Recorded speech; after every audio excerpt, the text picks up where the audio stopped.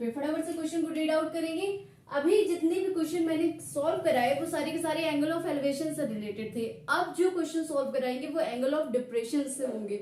अगर आपने angle of elevation के जो वीडियोस हैं अगर आपने पूरा देखा है तो आपको एक एक कॉन्सेप्ट अच्छे से क्लियर हो जाएगा। उससे रिलेटेड अगर आपको क्वेश्चन पूछा जाए तो you can easily solve it. अब हम आते हैं एंगल ऑफ डिप्रेशन पे। फटाफट से देखते हैं क्वेश्चन को। From the top of a 7 metre high building the angle of elevation of the top of the cable tower is 60 degree and the angle of depression of its foot is 45 degree. Determine the height of the tower. Tower की height पूछ रहा है। फटाफट से क्या कह रहा है? From the top of the 7 metre high building. It means कि ये बिल्डिंग दी हुई है 7 मीटर हाई, है ना। From the top of a 7 metre high building, 7 metre high building के टॉप से the angle of elevation of the top of the cable tower. एक cable tower आपको दिया हुआ है ना। क्या कह रहा है? The angle of elevation of the top of the cable tower. Cable tower के टॉप से, है ना, from the top of a 7 metre high building के टॉप से the angle of elevation of the top of the cable tower, है ना। ये जो है यहां से जो एंगल ऑफ एलिवेशन है वो कितना है? 60 डिग्री। समझ में आया? कुछ समझ में आया? अब and the angle of depression of its foot is 45 degree from the top of the 7 meter and from the top of the 7 meter high building से ये जो angle of depression है उसके फुट का, मीन्स कि ये ऐसा फुट का जो एंगल ऑफ डिप्रेशन है वो 45 डिग्री है। एंगल ऑफ डिप्रेशन क्या हो जाता है? अगर आप टॉप ऑफ द बिल्डिंग यहाँ पे हो तो ये आपका हॉरिजॉन्टल लाइन हो गया। अब आप नीचे की तरफ देख रहे हो तो ये जो एंगल होगा वो क्या हो जाएगा? Angle of depression. यही आपको गिवन है क्या? 45 डिग्री। आई होप कि क्लियर हो गया होगा। अब फटाफट से इसको ज्वाइन कर देते हैं। ये क्या हो जाएगा? A B C D E, ऐसे नेम दे देना है ना। अब आपको पता है क्या करना है? Determine the height of the tower. Tower की हाइट पता करनी है। इट मीन्स की डीई प्लस ई ए आपको पता करना है ना, हाइट ऑफ द टावर। तो इट मीन्स कि अगर ये 7 मीटर है तो ये भी कितना हो जाएगा? 7 मीटर हो जाएगा, इसमें नो डाउट। ठीक है, ई ए और बी सी इक्वल हो गए। अब आपको क्या फाइंड आउट करना है? ये फाइंड आउट करना है। अगर ये 45 डिग्री है तो ये क्या हो जाएगा? ये भी क्या हो जाएगा आपका? 45 degree by vertically opposite angle when A B and E C are parallel, है ना। ये दोनों आपस में क्या है? पैरेलल है। तो ये दोनों एंगल क्या हो गए? अल्टरनेट एंगल से ये इक्वल हो गए। तो यहां से अगर ये 45 डिग्री है तो ये भी कितना हो जाएगा? 45 डिग्री, है ना। तो side opposite to equal angles are equal. तो ये भी क्या हो जाएगा? 7 मीटर। उस ज्योमेट्री के अकॉर्डिंग देखिए, अगर हम क्वेश्चन सॉल्व करेंगे तो क्वेश्चन को भी आप सॉल्व कर सकते हो बाय यूजिंग tan 45 डिग्री, है ना। tan 45 डिग्री इक्वल्स टू क्या हो जाएगा? BC अपॉन AB हो जाएगा। वहां से भी आप निकाल लोगे तो वही आंसर आएगा। ठीक है, अगर ये 7 मीटर है तो ये भी कितना हो जाएगा? 7 मीटर हो जाएगा। अब इसको आप फाइंड आउट कर सकते हो, है ना।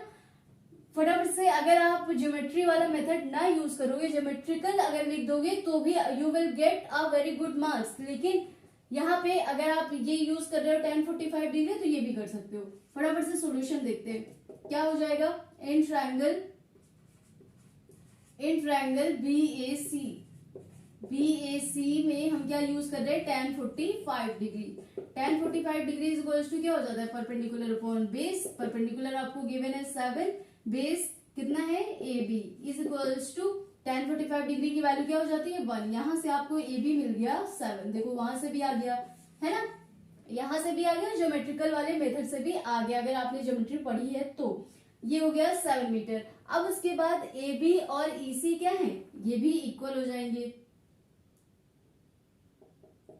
Since AB is equals to 7, that's why EC is also equal to 7। EC भी आपको क्या हो जाएगा? इक्वल हो जाएगा। ये इक्वल हो गया।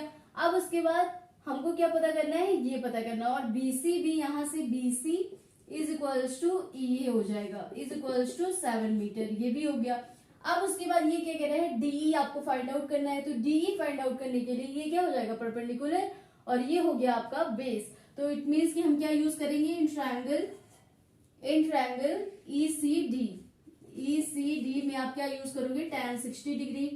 tan 60 डिग्री इक्वल्स टू क्या हो जाएगा, परपेंडिकुलर अपॉन बेस। परपेंडिकुलर यहाँ से क्या हो गया, ईडी हो गया, अपॉन बेस कितना हो जाएगा 7 is equals to tan 60 degree की वैल्यू क्या हो जाएगी, √√3, है ना। अब यहां से ईडी क्या हो जाएगा आपका, ED is equals to 7√3 metre, है ना। ये क्या हो गया 7√3 मीटर, ये आपको हो गया ईडी। अब हमको चाहिए हाइट ऑफ द टावर, तो क्या हो जाएगा, hence the height of the tower, hence the height of the tower is क्या हो जाएगा, AE plus ED, AE plus ED. तो ये क्या हो जाएगा, AE आपको कितना गिवन है 7√3, 7√3 प्लस AE कितना गिवन है, AE क्या हो जाएगा 7। अब यहां से 7 आप कॉमन ले लो, ये क्या हो जाएगा √3 plus 1 metre. This is your answer. तो ये क्या हो गया, this is the height of the tower, है ना। तो ये यहां से आपको पता चल गया कि ये जो टावर की हाइट होगी वो कितनी हो जाएगी 7 ब्रैकेट में √3 प्लस 1 मीटर। आई होप कि ये क्वेश्चन आपको क्लियर हो गया होगा। अब एंगल ऑफ डिप्रेशन से और कुछ क्वेश्चंस देख लेते हैं, फिर और ज्यादा आपको क्लियर हो जाएगा, ठीक है। अब आते हैं दूसरे वाले क्वेश्चन पे, फटाफट से क्वेश्चन को रीड आउट करेंगे।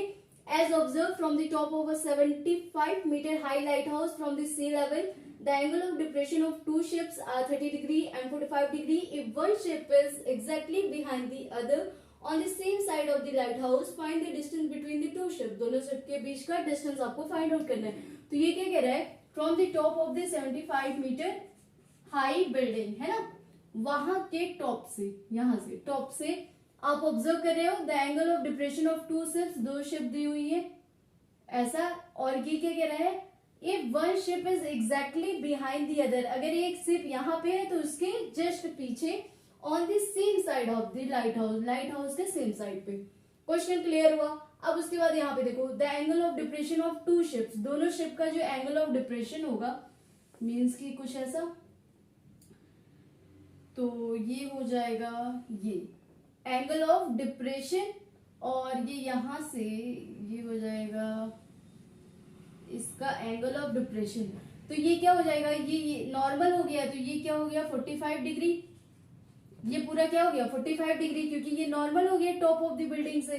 फिर जब आप नीचे की तरफ ऑब्जर्व कर रहे हो तो ये क्या हो जाता है, एंगल ऑफ डिप्रेशन हो जाता है। ये तो कॉन्सेप्ट में बताया था आपको। अब उसके बाद यहाँ पे देखो, ये यहाँ पे पॉइंट है, तो यहाँ पे जब यहाँ से आप ऑब्जर्व कर रहे हो, ये यहाँ और ये यहाँ से नॉर्मल हो गया, तो ये वाला जो होगा ये कितना गिवन है आपको 30 डिग्री, यही गिवन है ना एंगल ऑफ डिप्रेशन। अब इसको क्या कर लेते हैं, फटाफट से ज्वाइन कर लेते हैं। आपको क्या पूछ रहा है, find the distance between the two ships, इन दोनों शिप के बीच का डिस्टेंस आपको पता करना है।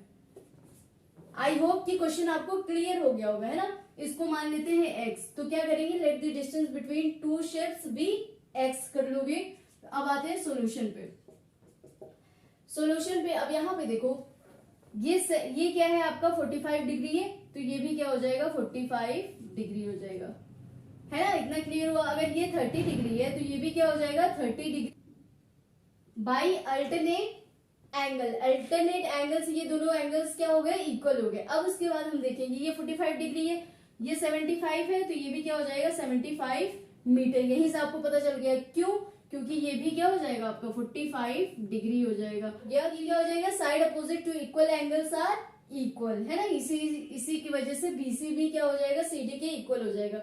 अगर वैसे नहीं करना है तो हम लोग क्या यूज कर लेते हैं, इन ट्रायंगल DBC में क्या हो जाएगा, और ये जब आप लिख रहे होगे ना, तो ये जिधर ये जो एंगल है, अगर ये वाला एंगल ले रहे हो तो ये हमेशा क्या होता है, सेंटर पे होता है, ठीक है। ऐसे ध्यान देके करना है। अब ये क्या हो गया, इन ट्रायंगल DBC में क्या हो जाएगा, परपेंडिकुलर अपॉन क्या यूज करेंगे, tan 45 degree. tan 45 degree is equals to क्या हो जाएगा, CD upon BC, CD upon BC। तो CD कितना है, CD आपको पता नहीं है, CD को वैसे ही रहने दो। BC कितना दिया हुआ है 75, अरे नहीं, CD आपको दिया हुआ था, CD कितना दिया हुआ है 75, BC आपको पता नहीं है, ये तो मैंने उससे निकाल दिया ना। तो ये क्या हो जाएगा, BC को वैसे ही रहने दो। tan 45 डिग्री की वैल्यू क्या हो जाती है 1, तो BC इज इक्वल्स टू, यहां से भी देखो क्या आ गया 75 मीटर, है ना। इतना क्लियर हुआ, ये कितना हो गया 75 मीटर। अब उसके बाद हमको चाहिए ये, है ना, तो हम इस वाले ट्रायंगल को यूज कर लेते हैं। इस वाले ट्रायंगल में क्या हो जाएगा, in triangle DAC, DAC is equals to क्या हो जाएगा tan 30 डिग्री, है ना, क्योंकि हमको ये साइड चाहिए, ये साइड चाहिए, तो ये परपेंडिकुलर और बेस, परपेंडिकुलर अपॉन बेस किस में होता है, tan थीटा में होता है, तो ये हो गया tan 30 degree. tan 30 degree is equals to क्या हो जाएगा, CD upon AB plus BC, AB plus BC is equals to CD कितना गिवन है 75 अपॉन AB कितना दिया हुआ है x प्लस BC कितना दिया हुआ है आपको 75 is equals to tan 30 degree की वैल्यू क्या हो जाती है 1/√3। फटाफट से क्रॉस मल्टीप्लीकेशन कर लेंगे, ये क्या हो जाएगा, यहाँ पे आते, ये क्या हो गया 75√3 इज इक्वल्स टू, ये इधर चला गया x प्लस 75। अब कांस्टेंट वाले को एक तरफ लेके आते हैं तो 75 इधर आ जाएगा, ये क्या हो जाएगा 75√3 minus 75 is equals to x। यहां से 75 कॉमन ले लेंगे, √3 minus 1 metre is equals to x। यहां से ये वैल्यू आ गई आपकी x, कितना आई 75√3 माइनस 1, तो क्या हो जाएगा, hence the distance between the to ship is 75 bracket में √3 माइनस 1 मीटर। और यूनिट लिखना मस्ट होता है, यूनिट नहीं लिखोगे तो हाफ मार्क्स डिडक्ट हो जाते हैं, ठीक है।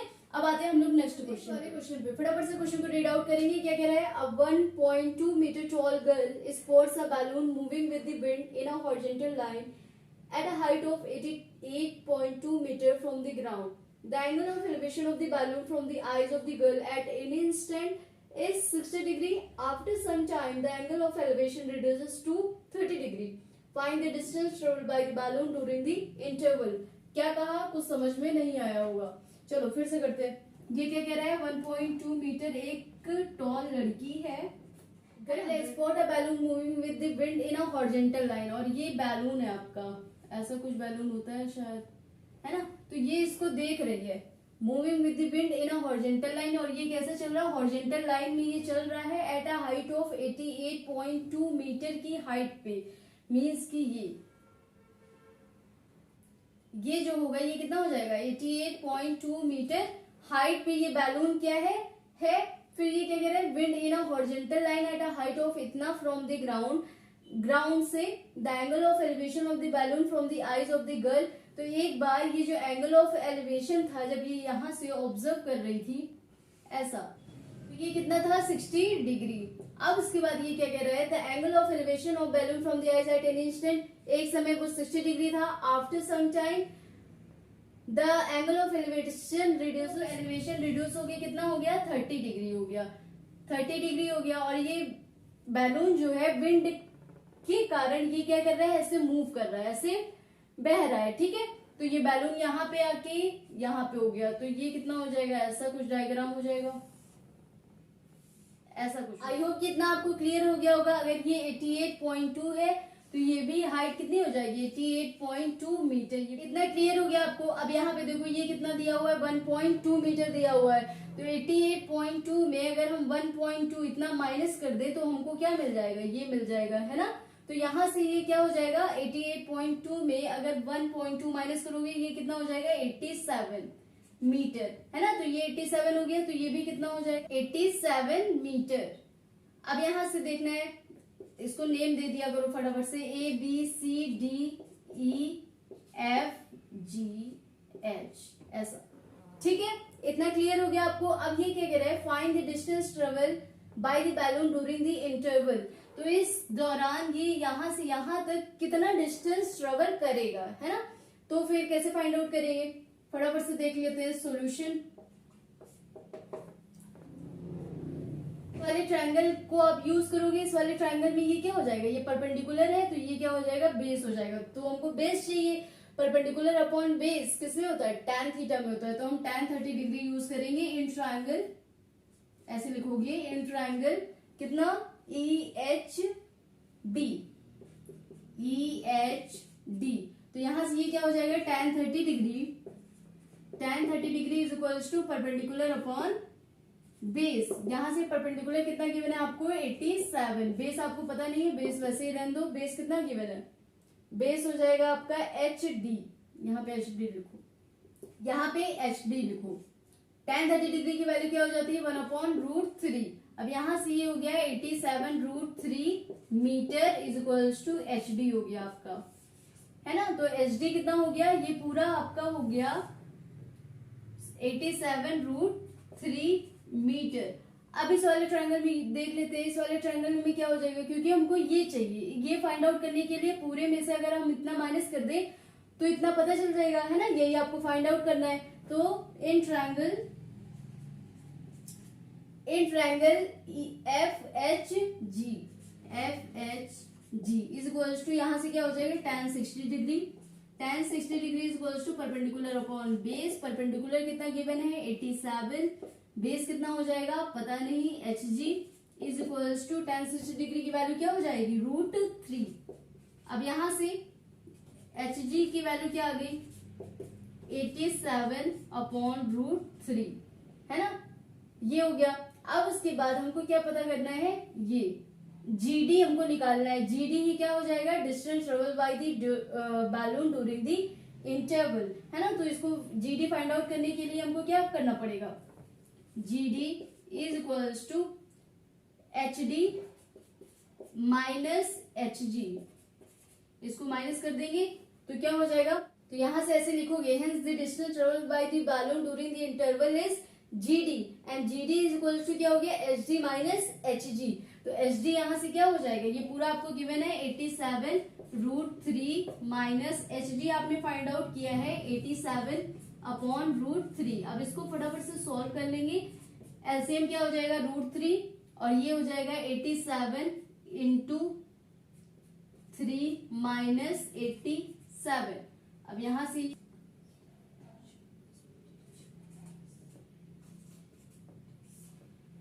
87/√3, यहाँ से 261 में 87 हम माइनस करेंगे तो 11 में 7 माइनस करोगे तो कितना हो जाएगा, 11 में 7 माइनस करेंगे 4, यहाँ पे 5 बचा तो 15 में 8 माइनस कर दोगे तो कितना हो जाएगा 7 और ये हो गया 1/√3। अब ऊपर नीचे √3 से मल्टीप्लाई कर देंगे क्योंकि डिनोमिनेटर में रूट नहीं होता है। अब यहाँ से ये देखो ये क्या हो जाएगा 174√3/3, यहाँ से 3 5 जा 15, 2 3 8 जा 24, इट मीन्स कि क्या आ गया आपका 58√3 मीटर। यही आपका क्या हो गया distance travel by the balloon during this interval. I hope कि क्वेश्चन आपको क्लियर हो गया होगा, है ना। तो इसी तरीके से क्वेश्चन सारे के सारे सॉल्व करेंगे। अब आते हैं कुछ और क्वेश्चन देख लेंगे जिससे कि आपका डाउट जो है वो बिल्कुल से क्लियर हो जाएगा इस चैप्टर से, ठीक है। अब 2 क्वेश्चन और करेंगे फिर उसके बाद ओवर कर देंगे, ये चैप्टर आपका फिनिश हो गया।